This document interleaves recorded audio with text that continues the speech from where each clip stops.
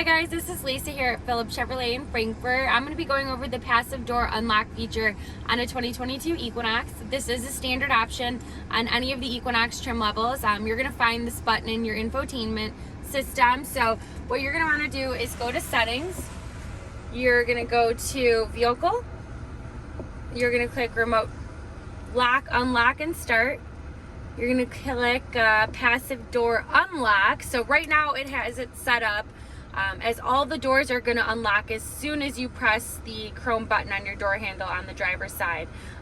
For safety reasons, if you're out grocery shopping by yourself or at the mall or anything and you only want your driver door to unlock, we're going to change that there. And then you're just going to exit out of it. It automatically saves.